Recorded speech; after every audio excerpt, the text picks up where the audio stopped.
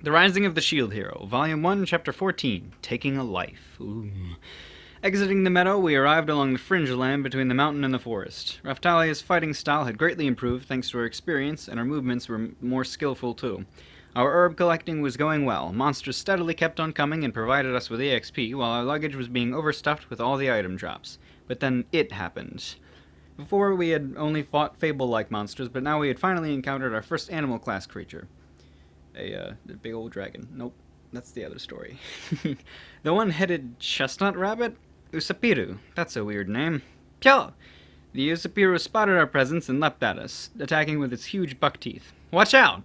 It targeted Raftalia after judging she was weaker. I jumped out to protect her like usual. Chomp! Chomp!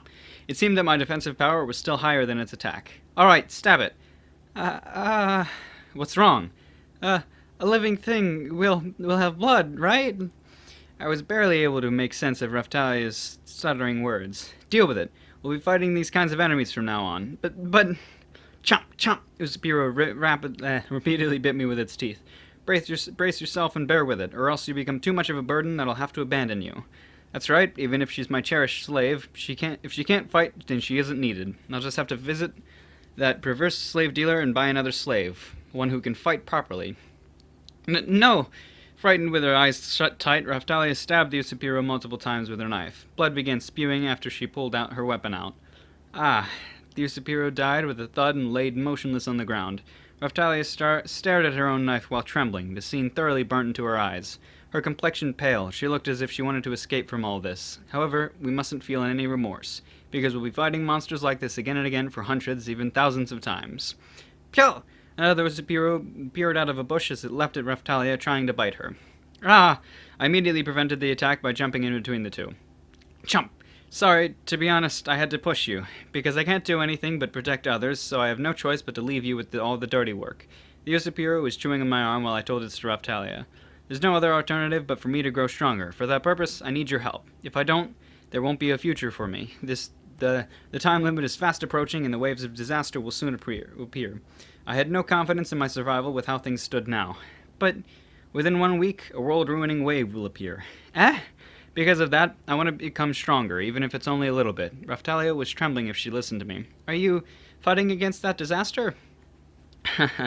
I was told this was my role, so I'm not doing it because I want to. Guess we're similar in that regard. I was forced to defend against the wave. There's no sense of obligation or duty in it for me. So, please try to understand that I don't want us to go our separate ways. Having to raise another slave will definitely be a waste, and sending her back into that cage won't make me feel any good about myself either. But, unfortunately, I have no money. If I want to buy a new slave, then I'll have to sell her. Understood, Goshujin-sama. I will fight.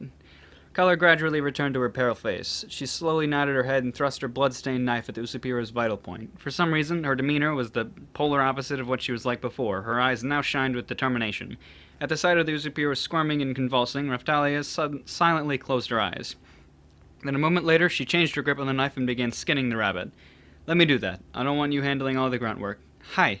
I took out a knife used for dismantling, and with the body of the Usapiros was soon dismembered. This is reality, not a game. It was understandable for someone to want to look away, but after killing a living creature for the first time, I truly understood what it means to be alive in this world. With the Usapiro's blood staining my hand, I was able to understand what Raftalia had just gone through. I dismantled both rabbits and absorbed the pieces into the shield. The requirement for USA leather shield has been unsealed. The requirement for USA meat shield has been unsealed. USA leather shield, equipment bonus, agility plus 3, unmastered. USA meat shield, equipment bonus, dismantling techniques 1, unmastered. I equipped the latter shield, then stood up. Goshujin-sama, please don't abandon me. Raftalia begged me while raising her face. She probably hated the mere thought of going back to that place, where she cried at night and was sick and famished. Without proper care, she'd probably die in there. So I really hope you can't hear those dogs. That would certainly leave a bad aftertaste in my mouth. Although I'd love to imagine ridiculing that bitch until the climax of her death, it would be impractical for it to actually happen. You probably fulfilled your role, so I won't abandon you. Besides,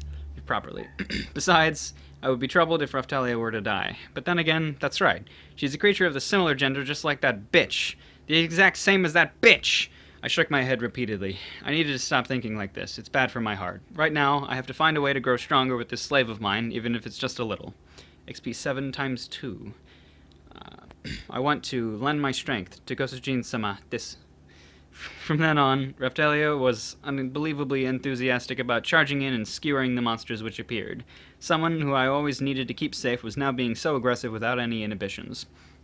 This was some good development, but it seemed like she was motivated for the wrong reasons. The way I handled matters could never be praised. It was entirely for self-interest, but still, these sort of things needed to be done no matter what. When evening came, we decided to rest within the forest. For that purpose, we found a spacious area, lit some firewood, and began setting up camp. We made a stew out of the Usapiro's meat and edible herbs which we collected. The remaining meat was grilled over the campfire. Although our plan was to return back to town by tomorrow evening, we have no concrete proof that the monster's meat will even sell. Since I was a bit skeptical, I used the judgment skill to identify the food and to see if it was safe to eat. I cut a piece of the cooked meat to confirm that there was nothing wrong with it, but I still have no idea what it tasted like. They were just grilled and boiled, so it couldn't be considered a proper cuisine. I also activated my cooking skill, and the quality turned from normal to a tad good, so they shouldn't taste terrible either. Here, eat up. Raftalia then began devouring the cooked stew and grilled meat. Oishii! Her stomach grumbling in anticipation a little while ago, Raftalia heartily ate with her shining eyes. After today's fight, I became a level 10, and Raftalia also became a level 10. She finally caught up with me. Oh well, it couldn't be helped. I started compounding under the light of the campfire. Our immediate goal is to gradually save up money, then to gear ourselves up, which is why I'll trying. Yep, I don't like that. Why I'll trying to create the most expensive medicine in order to sell it. Either why I'll be or why I'm would have worked. Grind.